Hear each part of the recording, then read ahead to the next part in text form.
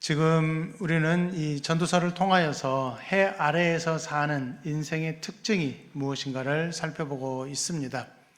이 3장 16절부터 시작하여서 이 6장 9절까지 오늘까지 전체적으로 총 4번에 걸쳐서 해 아래에서의 삶의 특징이 무엇인가를 우리가 살펴보고 있는데요. 그것은 이 세상은 불의함과 불합리함이 참으로 가득한 곳이다 라는 것이었어요. 첫 번째로 배웠던 것이.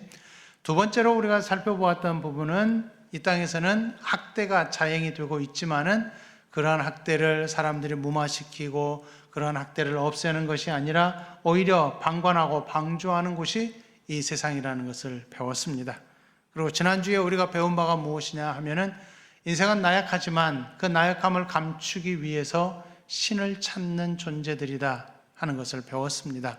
신을 찾기는 하지만 그 신의 영광을 위해 그 신을 찾는 것이 아니라 신에게 오히려 도움을 받기 위해서 신을 찾아갈 뿐이고, 그리고 신 앞에서 많은 말을 하여야 들어줄 것이라고 생각을 하면서 중언부언하는 일들이 참으로 많이 있다는 것을 배웠습니다. 이처럼 인생은 참으로 나약하고 참으로 불합리한 곳에서 지금 살아가고 있습니다. 물론 이러한 해 아래에서의 그 타락한 인생들이 사는 삶이지만 이러한 부분들을 세상 사람들은 참 모르고 지금 지나고 있습니다. 이것을 아는 사람들은 오직 하나님의 백성으로 구별되어 부름을 받은 우리 성도들만이 이 사실을 알고 있습니다. 그렇기 때문에 이 세상의 삶의 연장을 바라보면서 우리가 가져야 될 마음이 무엇이냐 하는 것을 이 전도서를 통하여서 다시금 새롭게 다짐을 해야 할 것입니다. 물론 이 말씀을 들으면서 우리는 충분히 알고 있는 내용들이라 이렇게 생각할 수도 있겠지만, 문제는 어디에 있느냐 하면은 알고 있는 것과 실천하는 것이 다르다는 데 있습니다. 우리가 착각하는 것 중에 하나가 무엇인지 아십니까?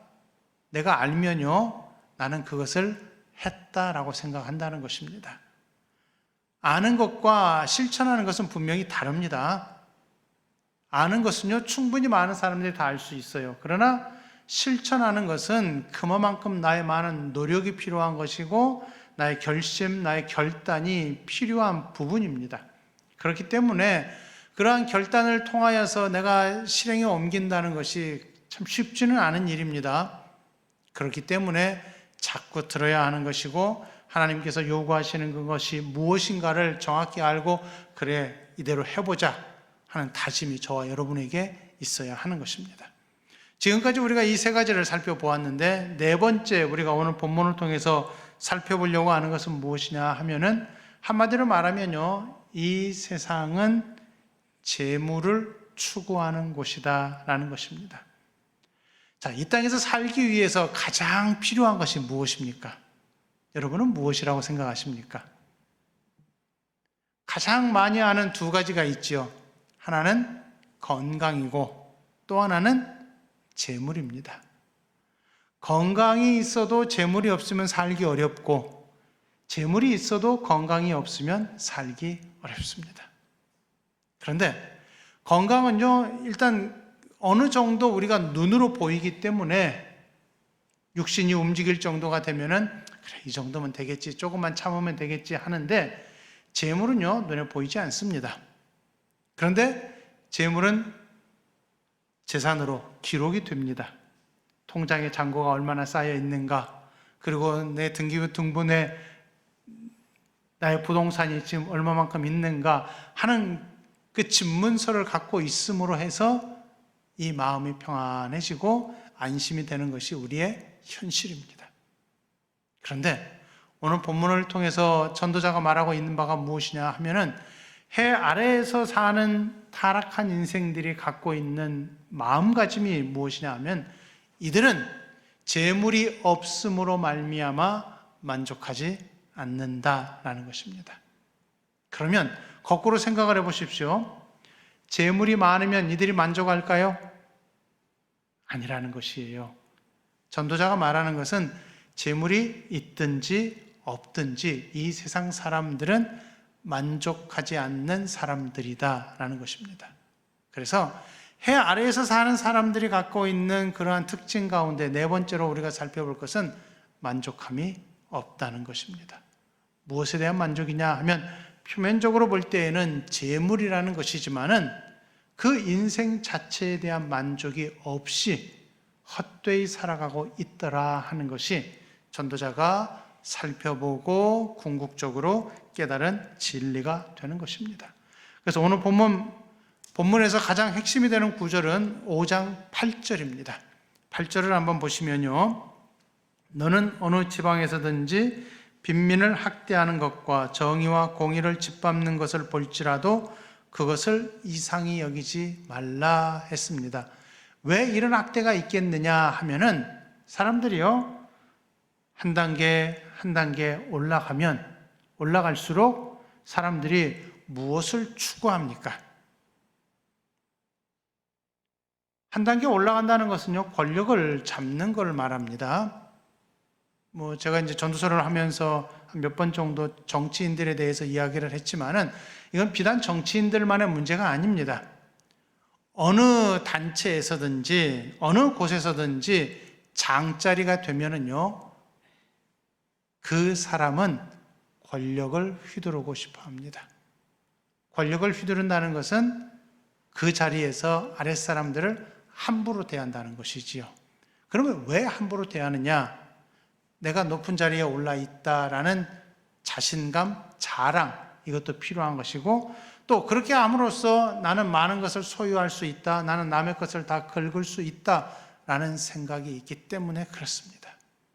그래서 뉴스에 나오는 것들을 보게 되면은 항상 장자리에 있는 사람들, 높은 자리에 있는 사람들이 갖고 있는 비리가 무엇이냐 하면은 착복하는 것이고, 거기에서 무언가 자기에게 유익이 되는 돈을 함부로 유용하는 것, 이러한 상황이 된단 말입니다. 요즘에 성남에도 보니까 몇천억을 했다고 하는데 정말 상상이 가지 않는 그런 돈이잖아요, 우리는. 그런데 어떻게 그렇게 할 수 있을까? 근데 그런 사람들은 하더라고요. 근데 오늘 본문에서 지금 전도자가 말하고 있는 게 무엇이냐 하면 정의와 공의를 짓밟는 일들이 자행되고 있는데 그 위에 또 다른 권력자가 있다고 말합니다. 5절 하반절에 보면은 높은 자는 더 높은 자가 감찰하고 또 그들보다 더 높은 자들도 있음이니라 하면서 높은 자들이 계속 올라가고 있지만은 그렇게 계속 권력을 가지고 올라가게 되면은 그 위에서 학대가 자행이 되고, 그 학대가 왜 자행이 되느냐 하면은 남의 것을 빼앗기 위해서 그렇게 된다는 것입니다. 그러나 9절에 보면은 어떤 말을 하고 있느냐 하면 전도자가 완전히 반대되는 말을 하고 있어요. 땅의 소산물은 모든 사람을 위하여 있나니 왕도 밭의 소산을 먹느니라, 이렇게 말하고 있습니다. 이 말의 의미가 무엇이냐 하면은 하나님께서 원래 이 세상에 내신 법칙은 공평하다는 것입니다. 왕이 되었을 때에 가장 궁극적인 그 권력의 자리에 있을 때 그 사람이 우리와 먹는 것이 다를까요? 똑같습니다. 땅에서 나는 소산을 먹습니다. 아이들이 어렸을 때, 물론 저도 그런 생각을 했었는데, 아이들이 어렸을 때 학교 다니면은 선생님들은 화장실도 안 가는 줄 알아요. 우리와 분명히 좀 뭔가 다른 사람이라고 생각을 합니다. 그런데 똑같거든요. 가르치는 자나 배우는 자가 똑같고, 왕이든지 신하든지 백성이든지 삼시세끼 먹는 것은 똑같고 잠자는 것도 똑같고 모든 육신의 행동을 하는 것은 다 똑같습니다. 다만 차이가 나는 것이 무엇이 있습니까? 권력에서 차이가 있고, 그 권력을 통하여서 무언가를 더 갖고자 하는 욕심이 더 많다는 것에서 차이가 있습니다.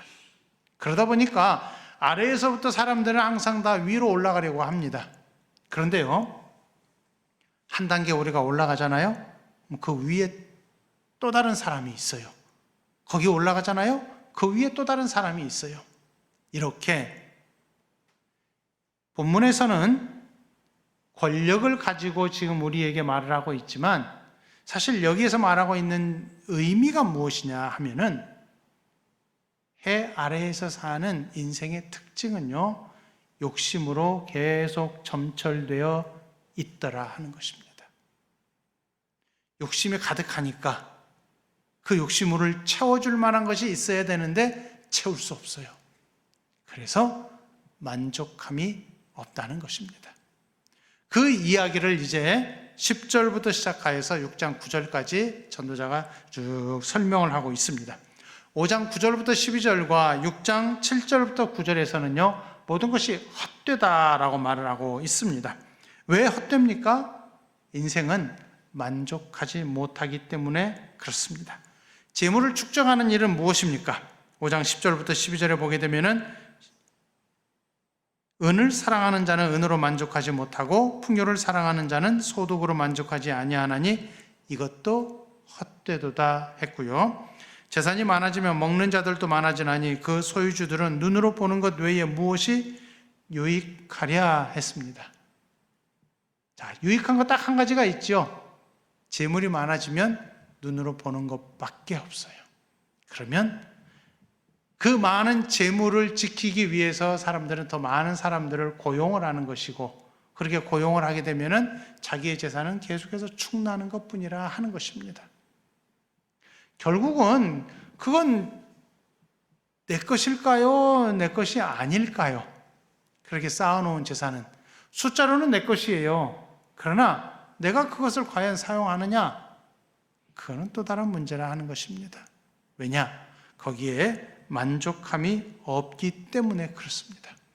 그리고 6장 7절부터 9절에 보게 되면은 또 그런 말이 나옵니다. 7절에 보니까 사람의 수고는 다 자기의 입을 위함이나 그 식욕은 채울 수 없느니라 하면서 사람의 욕심을 무엇으로 비유하고 있느냐 하면 식욕으로 비유하고 있어요.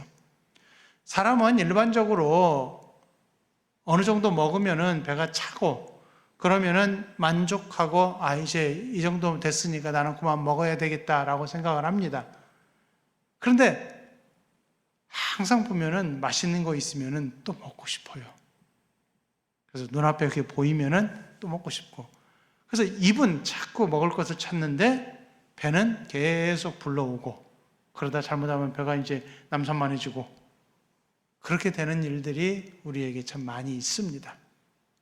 이것이 바로 식욕은 채울 수 없다는 것인데, 이 식욕이 바로 무엇이냐 하면은 5장에서 말하고 있는 욕심이라 하는 것입니다. 재물이라 하는 것입니다. 그러한 재물은 절대 채울 수가 없다는 거예요. 그리고 8절 하반절에 보게 되면은요, 살아있는 자들 앞에서 행할 줄을 아는 가난한 자에게는 무슨 유익이 있는가? 이 표현이 뭘 의미하느냐 하면은 가난한 자가 부자들 앞에서 아첨하는 것, 이걸 의미를 합니다. 내가 무언가 재물을 채우기 위해서 재산을 조금 더 축적하고 내가 이 땅에서 좀 평안한 삶을 살기 위해서 이러한 세상의 자원을 얻고 싶을 때 가난한 자에게는 힘이 없어요. 가난한 자에게는 무언가 그것을 늘릴 만한 능력도 없어요. 그러면은 부자들에게 가서 그들 앞에서 아첨을 떠는 경우가 바로 6장 8절입니다. 이러한 상황인데 그런 상황에서 무슨 유익이 있느냐라는 것입니다.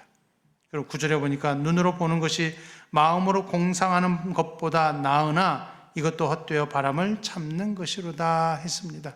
이 말이 무엇이냐 하면은 가난한 자가 집에서 누워가지고 내가 저 정도만 가지고 있으면 참 좋겠다, 이런 거 있었으면 좋겠다, 저런 거 있었으면 좋겠다 하는 그런 공상망상을 하는 것을 말해요. 그런데 그거 해보면은 그 시간은 즐거울지 모르겠지만은 깨고 나면은 또 헛된 일뿐이라 하는 것입니다.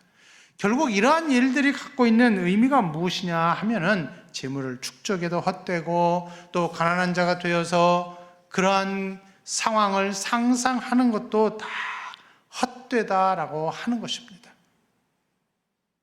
그러면서 전도자가 5장 13절부터 6장 6절까지 해서 두 가지 예를 우리에게 제시를 합니다. 하나는 큰 폐단되는 일이 있고 또 하나는 한 가지 불행한 일이 있다라고 하는 것입니다. 5장 13절부터 17절까지 해서는 소유주가 재물을 자기에게 해가 되도록 소유하는 것, 재산을 소유를 했는데 해가 되게 소유를 했어요. 이것이 큰 폐단되는 일이고, 두 번째로는 6장 1절에 불행한 것으로서 사람의 마음을 무겁게 하는 것이라 이렇게 말하고 있습니다. 큰 폐단되는 것을 살펴보면은요, 나에게 적당히 있으면 되는데, 그렇죠? 여러분은 다 인정하십니까? 거짓말하지 마십시오. 우리는요, 사실은 적당히를 모릅니다. 공술에 공수거라고 하지만은 우리는요, 적당히 있으면 되겠다라고 이 마음은 생각을 해요. 그리고 그 사실을 알고 있어요. 그러나 문제는 어디냐? 적당히가 안 된다는 겁니다. 해 아래에 사는 사람들이 그러한 삶을 살고 있고, 그리고 성도로 부름을 받은 우리도 그 사람들을 따라가면서 적당히가 안 되고, 이 정도면 만족한다가 아니라 조금 더 이렇게 가는 거예요. 그러다 보니까 잘못하면은 공술의 공수거임에도 불구하고 나에게 재물을 해가 되도록 많이 소유하는 것이다 라는 것입니다. 그래서 14절에 보니까 어떻게 됩니까? 그 재물이 재난을 당할 때 없어지나니 비록 아들은 낳았으나 그 손에 아무것도 없느니라 하면서 자손들에게 재물을 남겨주지 못하는 것을 의미를 합니다. 그런데 이 사람이 이 재물을 쌓기 위해서 어떻게 했습니까? 17절을 보니까요, 일평생을 어두운 데에서 먹으며 많은 근심과 질병과 분노가 그에게 있느니라 했습니다. 자, 재물을 쌓기 위해서 우리는 얼마나 노력을 해야 할까요? 해 뜨기 전에 일어나고 해가 진 후에 집에 들어가서 그렇게 열심히 일을 하면은 어떻게 됩니까? 일평생을 어두운 데서 먹는 것과 똑같습니다. 이것이 바로 내 재물을 많이 쌓아놓기 위해서 어두운 데서 먹으며 아침 일찍 해 뜨기 전에 일어나서 새벽밥 먹고 나가서 일하다가 밤늦게 들어와서 해가 완전히 진 후에 한밤중에 집에 들어와서 겨우 한수 뜨고 잠에 들고 또 새벽에 일어나서 그렇게 가서 일하는 것, 이 자체가 나쁘다는 것이 아닙니다. 그런데 이렇게 일을 해서 그렇게 재물을 많이 쌓아두어도 내가 그것을 누리지 못하고 그 재물을 내 아들에게 물려주지 못하고 그냥 사라져버리는 일들이 우리에게 있다는 거예요. 이것이 바로 이 땅에서 사는 인생 가운데에 큰 폐단되는 일이라 하는 것입니다. 두 번째로는 6장 1절부터 6절까지 해서 한 가지 불행한 일을 말하고 있는데, 이는 사람의 마음을 무겁게 하는 것이라 라고 하고 있는데, 이 사람이 많은 재물을 소유하고 있어요. 그런데 하나님께서 그것을 누리지 못하게 막으시는 것입니다. 재물을 가지고 있는데 재물을 사용하여서 자기가 누려야 되는데 그러지 못해요. 그러면서 3절에 보니까 사람이 비록 100명의 자녀를 낳고 또 장수하여 사는 날이 많을지라도 그의 영혼은 그러한 행복으로 만족하지 못하고 또 그가 안장되지 못하면 나는 이르기를 낙태된 자가 그보다는 낫다 이렇게 말하고 있어요. 낙태된 자는 뭘 의미합니까? 이 땅에 아예 오지 않은 사람이에요. 그런데 그 사람, 그런 아이와 지금 비교를 하고 있다는 것은 아예 없는 게 낫지 않겠느냐라는 의미가 되는 것입니다. 아무리 많이 가지고 있더라도 하나님께서 그거를 사용할 수 있도록, 누릴 수 있도록 허락하지 않은 사람들이 있다는 거예요. 그러면요, 나는 눈으로 내 재산을 보기만 할 뿐이지 그것을 진짜 누리는 사람은 내 아들이 될 것이고, 아무런 노력을 하지 않았는데도 그것을 그냥 아들이 상속해서 그냥 그것을 함부로 쓰다가 허랑방탕하게 다 탕진해버리고 마는 그런 일들도 있다 하는 거예요. 자, 해 아래에서 사는 인생이 바로 이래요. 그러면 왜 그럴까요?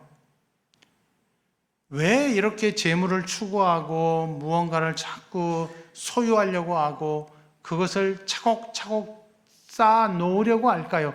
그리고 그것을 쌓기 위해서 사람들이 한 계단 한 계단 올라가면서 권력을 잡고 그 잡은 권력을 가지고 남의 것을 착취하고 빼앗으려고 할까요? 사람에게는요, 불안한 마음이 가득하기 때문에 그렇습니다. 아담과 하와가 타락을 했을 때 에덴 동산에서 쫓겨났지요. 에덴 동산은 아담과 하와가 살아가기에 완벽한 곳이었어요. 거기에서는 사시사철 12달 계속해서 생명나무에서 먹을 것이 나고 또 여러 가지 수목을 통하여서 하나님께서 그들에게 먹을 것을 공급하셨어요. 살기에 가장 좋은 곳이었는데 쫓겨났어요. 쫓겨나자 이들의 마음에 무엇이 들어왔느냐 하면은 불안한 마음이 들어온 것입니다. 과연 내가 에덴의 동산에서 쫓겨났는데 여기 이 땅에서 에덴의 동쪽에서 내가 잘 살아갈 수 있을까? 그런 불안한 마음이 사람의 마음속에 생기기 시작을 한 겁니다. 그래서 그 불안한 마음을 가지고 가인이 가장 먼저 한 것이 무엇이냐면 성을 쌓았어요. 창세기 4장에서 가인이 쌓은 성은요, 여러 가지 의미를 가지고 있어요. 자기 것을 자기가 지킨다라는 의미도 있지만은 거기에는 이것이 없으면 나는 살 수 없다라고 하는 불안한 마음이 그 성벽을 쌓아 놓는 모습 속에 들어 있단 말입니다. 그러다 보니까 내 눈앞에 내 재물이 보이지 않으면 불안한 것이 인간의 심리가 되는 것이지요. 우리는요, 그래서 통장 잔고가 줄어들어가면은요, 다들 불안해합니다. 하나님께서 분명히 우리에게 먹을 것을 주시겠다 약속하셨잖아요. 그리고 그것을 우리는 분명히 그 약속을 믿고 있습니다. 그러면 오늘 쌀이 떨어졌을 때 과연 내가 하나님 앞에서 불안해하지 아니하고 그 모습 속에서 하나님이 오늘 채워주시리라 우리가 그 약속을 믿을 수 있겠느냐는 것입니다. 물론 지금 이 시대는요, 쌀이 떨어지는 경우는 없습니다. 그러나 우리 권사님들이나 우리 장로님들이 예전부터 살아온 그 인생을 통해서 이야기를 들어보게 되면은 없이 굶주릴 때도 많이 있었잖아요. 그러한 모든 슬픈 여정들을 다 지나와서 여기까지 왔을 때 이 믿음을 지금 여러분은 다 고백을 하고 있단 말입니다. 그러면 이 고백과 함께 내가 이 땅에서 과연 만족할 수 있느냐? 이거는 또 다른 문제라 하는 것입니다. 살다 보니까 무언가 많이 채워져 있어야 나는 만족하고 이 마음이 편안하다라는 그런 생각을 하게 되면은 그것은 세상 사람들을 따라가는 것과 똑같습니다. 세상 사람들이 갖고 있는 그러한 생각에 우리가 젖어서 세상 사람들처럼 행동하는 것이라 하는 것입니다. 그래서 전도자가 우리에게 그런 말을 합니다. 오늘 본문을 통하여서 세상은 만족함이 없는 곳이다. 권력자가 있으면 그 위에 또 권력자가 있는 법이고 계속해서 사람들은 만족이 없으니까 더 위로 올라가려고 한다. 너희가 많은 것을 아무리 가지고 있다 할지라도 거기에 대해서 만족하지 못하고 그것을 더 채우려고 한다. 왜냐? 이 땅의 삶은 불안하기 때문에 그렇다라는 것입니다. 이 땅에서 사는 삶은요, 결코 만족함이 없는 곳일 뿐만 아니라 우리 성도들도 마찬가지로 에덴의 동쪽에서 에덴을 바라보면서 우리가 살아가고 있지만은 이곳에 빨리 그냥 들어갔으면 좋겠어요. 이게 바로 우리가 육신을 갖고 사는 인생의 한계점이라 하는 것입니다. 왜냐하면 우리가 전서 1장부터 계속 살펴보았던 대로 우리 인생은 죽음이라는 벽 속에 갇혀 있기 때문에 그렇고 이 공간 속에서 이런 불합리함, 이런 불의함을 많이 보고 있기 때문에 그렇습니다. 이러한 부분들이 싹 사라지고 내가 그냥 평안한 삶을 좀 살았으면 좋겠는데 하나님이 아직은 허락하시 않으시더라 하는 것입니다. 그래서 인생은 힘든 것입니다. 쉽지 않은 것입니다. 그럴 때에 쉽지 않은 인생이지만은 이러한 특징들을 살펴보면서 과연 우리가 어떻게 살아야 되느냐, 내가 성도라면 과연 어떠한 모습을 보여야 하느냐, 이것을 이 전도서를 통하여서 우리가 마음에 다짐을 해야 하는 것입니다.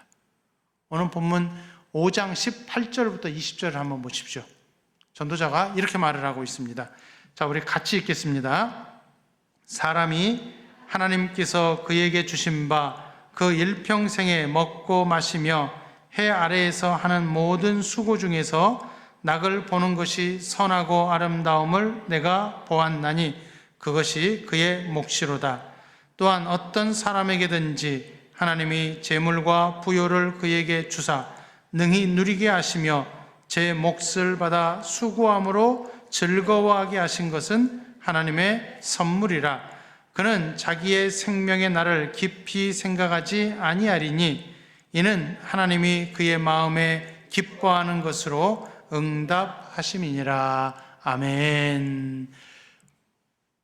해 아래에서 사는 인생들을 바라보면서 우리가 가져야 될 마음이 이제 여기에서 결론적으로 나옵니다. 불의한 곳이고 불합리한 곳이고 학대가 가득한 곳이고 나약함이 가득한 곳이고 또 재물을 추구하면서 만족함이 없는 곳인데, 이러한 곳에서 우리 성도가 가져야 될 마음 자세가 무엇이냐 하면 여기에 있습니다.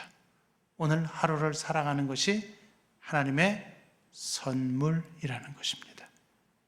그리고 하나님이 오늘 하루를 주신 삶이 바로 내가 낙을 누리는 삶이 된다는 것을 인정하라는 것입니다. 육신으로 사는 삶은요, 분명히 수고스럽다라고 말씀을 드렸습니다. 그러나 인생은 수고를 없애야 즐거운 것이 아니라 인생은요, 수고하는 가운데에 즐거운 것입니다. 다시 말씀드립니다. 인생은 수고를 없애야 즐거운 것이 아니라 수고하는 가운데에 하나님이 주시는 즐거움을 누릴 수 있다는 것입니다. 18절을 다시 보십시오. 사람이 하나님께서 그에게 주신 바, 하나님이 주신 거예요. 그 일평생에 먹고 마시며 해 아래에서 하는 모든 수고 중에서 낙을 보는 것, 모든 수고 중에서 낙을 보는 것입니다. 수고함이 없이 평안하고 그저 즐기는 가운데에 하나님이 낙을 주시는 것이 아니에요. 수고함 중에서 하나님이 낙을 주시는 것입니다.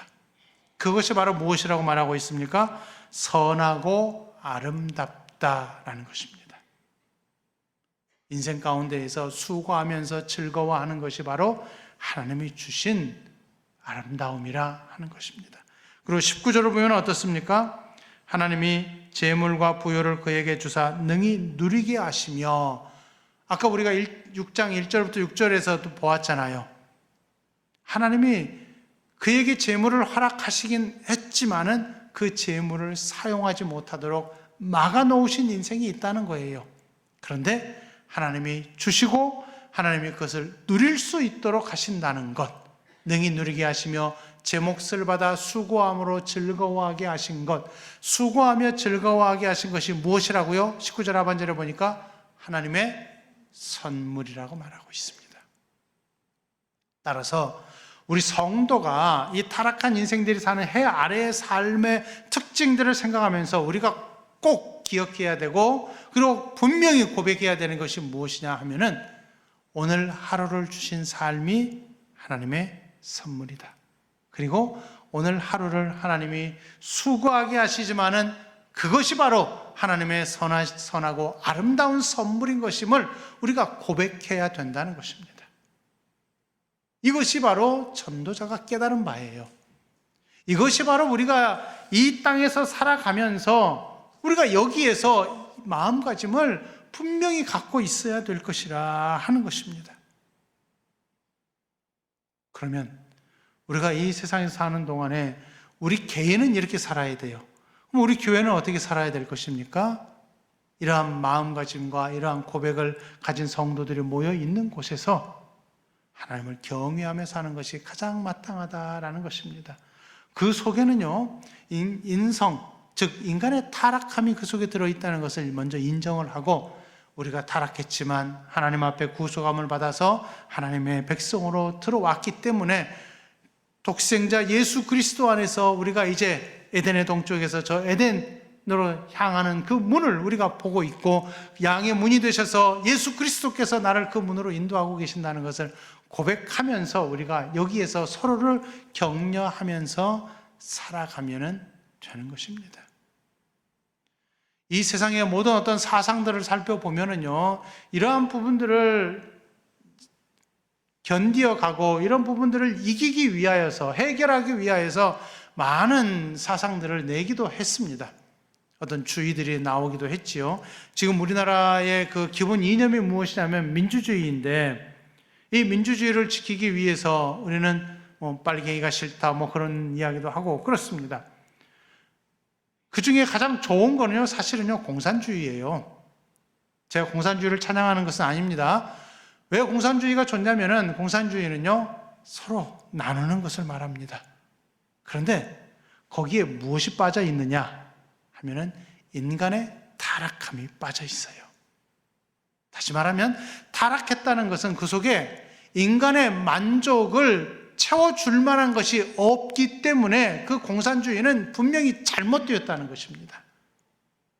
그는 해 아래에서 타락한 인생들이 만들어 놓은 그냥 사상이고 주의일 뿐이에요. 우리 성도들이 그러한 부분들을 볼 때에는 공산주의는 인간의 타락함, 그리고 만족하지 못함에 대해서 건들지 못했기 때문에, 그 문제를 해결하지 못했기 때문에 공산주의는 스스로 와해되고 말았던 것입니다. 우리는 그러한 세상의 주의를 따르지 않아요. 우리는 민주주의도 따르지 않고 우리는 공산주의도 따르지 않습니다. 우리는 하나님의 백성으로 부름을 받은 이 자리에서 하나님이 오늘 나에게 주신 삶이 하나님의 선물이라는 이 고백을 함으로써 우리가 살아갑니다. 내가 그 고백을 하고, 우리가 그 고백을 하고, 또 교회 안에서 함께 성도된 우리가 서로를 격려하고 독려하면서 이 고백을 할 수 있도록 우리가 우리 신앙을 세워가는 것입니다. 그래서 우리는 해 아래에서의 인생을 바라보면서 내가 거기에서 따로 떨어져 나왔기 때문에 내가 그곳의 특징을 바라보면서 내가 여기에 물들지 않아야 되겠다, 내가 이것을 따르지 않아야 되겠다, 나는 하나님의 백성으로 살아야 한다라는 이 마음가짐을 우리가 꼭 갖고 있어야 되는 거예요. 이것이 바로 전도자가 우리에게 가르쳐주고자 하는 바입니다. 해 아래에서 사는 인생의 특징 4가지를 살펴보았습니다. 중간중간에 말씀을 드렸는데 다시 한번 말씀드립니다. 해 아래에서의 인생은 불의함과 불합리함이 가득한 삶을 살고 있어요.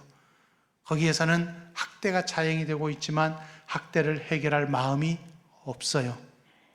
그리고 거기에서는 나약한 인생들만이 살고 있기에 무언가 도움을 구하고 있지만 도움을 줄 만한 신도 없고 인생도 없어요. 4번째로 거기에 더해서 만족함이 없는 삶을 살고 있어요. 이것이 바로 해 아래에서의 특징인데, 우리가 이것을 이제 배웠으니까 이것을 우리가 바라보면서 우리가 이것을 따라가야 되겠느냐 하면은 그렇지 않다는 것입니다. 이러한 부정적인 부분들을 바라보면서 이제는 우리가 긍정적인 부분으로 이제 넘어가야 될 것입니다. 그 내용이 바로 6장 10절부터 시작하여서 이제 12장까지 계속해서 전도자가 우리에게 권면하는 내용입니다. 이제 다음 주부터 이 부분을 살펴보면서 또 하나님께서 전도자인 솔로몬을 통하여서 어떤 권면을 우리에게 주시는가, 실제적으로 우리가 어떻게 살아야 되는가에 대해서 배워봄으로써 그 배움 가운데에 하나님의 은혜를 더욱 깨달으시기를 바라고, 또 이 전도서를 통하여서 내가 이 땅에서 사는 실제적인 삶이 무엇이냐, 그리고 어떻게 살아야 되느냐, 그리고 실제로 내가 이것을 살아내보자 하는 이러한 다짐들이 저와 여러분에게 가득 있기를 간절히 바라겠습니다. 기도하겠습니다. 하나님 아버지, 참으로 복된 성도로 부름을 받은 이 자리가 참으로 귀한 것임을 우리가 또 배웠습니다.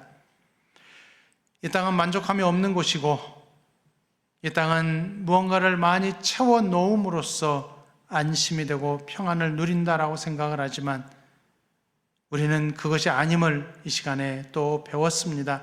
이미 독생자 예수 그리스도 안에서 구속함을 받았기에 우리는 이미 이 사실을 알고 있습니다. 하나님 아버지, 알고 있는 이 사실을 가지고 우리가 이 땅에서 살아가는 동안에 헛된 것을 추구하지 않게 하시고, 재물로 만족하며 살아가지 않게 하시고, 오직 하나님으로 만족하며 살게 하시고, 예수 그리스도를 의지하여 살아가는 저희들이 되도록 은혜를 베풀어 주옵소서.